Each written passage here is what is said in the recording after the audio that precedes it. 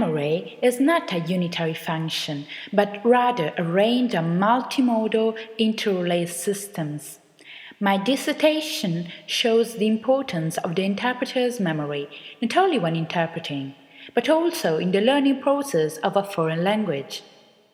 Although certain people are more qualified than others for this occupation, practicing and especially training play a major role in the interpreter's education. Indeed, one of the crucial elements is memory training.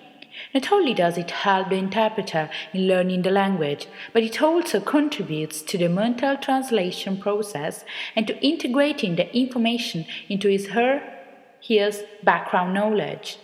As the famous Russian scientist Sechenov stated, memory is the milestone of the psychic development, and the same is true for interpreting. Memory is the milestone of interpreting. Interpreters need to rely on a good memory, have a broad general background, and be familiar with the conference topic.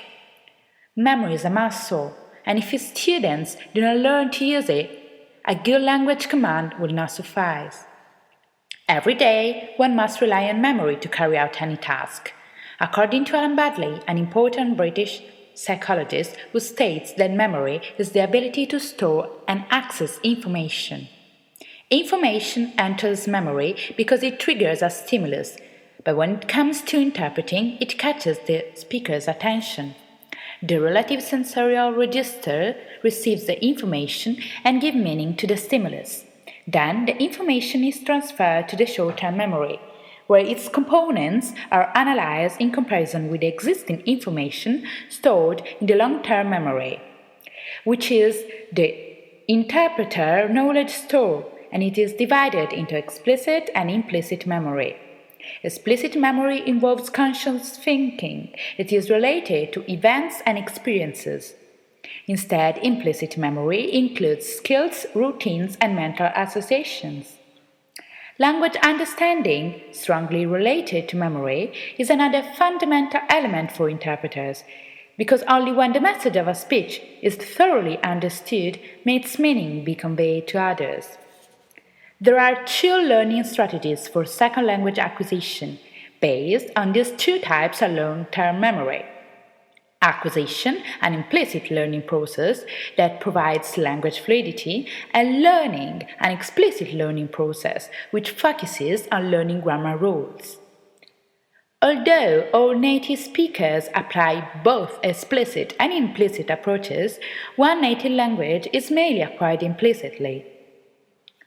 Over time, due to brain lateralization, the plasticity of the brain is reduced, and consequently, so are the chances of attaining a good L2 command. This is why studying at a very young age and combining the two methods will provide the suitable skills to attain satisfactory results.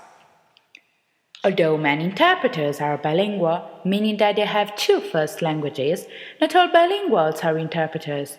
However, all interpreters belong to a special category called lay bilinguals because they will have learned the L2 later in life. Bilinguals process language and memorize information differently. They have two lexical systems, one for L1 and one for L2, that incorporate different lexical representations, which rely on the same cognitive component. The strength of the L2 and L1 links vary according to whether a person is an early or a late bilingual. Early bilinguals have a direct access to L2 and the concept systems, while late bilinguals develop a unidirectional link between L1 and L2 and a bidirectional link between the consult system and L1. Memory is essential in interpretation. Daniel Gilles points out its importance in his effort models, which includes 4 effort underlining the interpreting process: the listening and analysis effort, the memory effort, the production effort, and the coordination effort. Interpreters need to balance their mental energy to prevent cognitive overload and its consequent mistakes. During the memory phase, information is temporarily stored before it is expressed in the target language. It also consists in the integration between the incoming and existing information on the related topic, already stored in the interpreter's long-term memory. This long-term, short-term memory interrelation is crucial in simultaneous because it enables the interpreter to check the information before rendering it.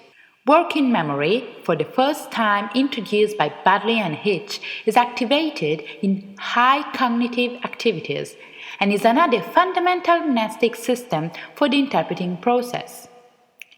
In this context, it is worth mentioning Minya Liu's thesis.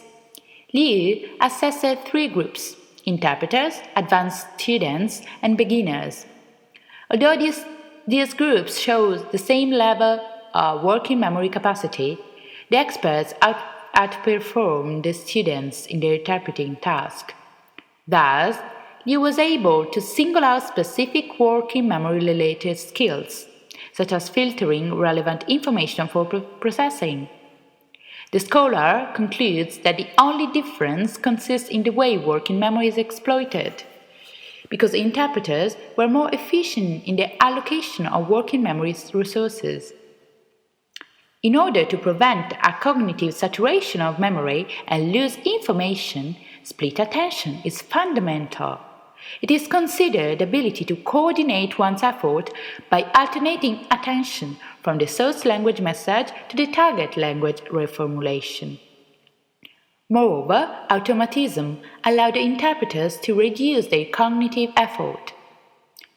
Eventually, the décalage, the time gap between what is said by the speaker and its subsequent reproduction by the interpreter in the target language, is another aspect that is closely associated with memory. The shorter the décalage is, the less time the interpreter has to rely on memory. Therefore, we can conclude that, to interpret effectively, nor a good L2 command nor the knowledge of the conference topic are sufficient. In order to achieve satisfactory results, one must practice using specific techniques as well as have experience in the field. This work implies a high cognitive load and a good memory in order to not put strain on the mental effort. This enables interpreters to balance their resources so as to overcome the potential obstacles they may face on the job.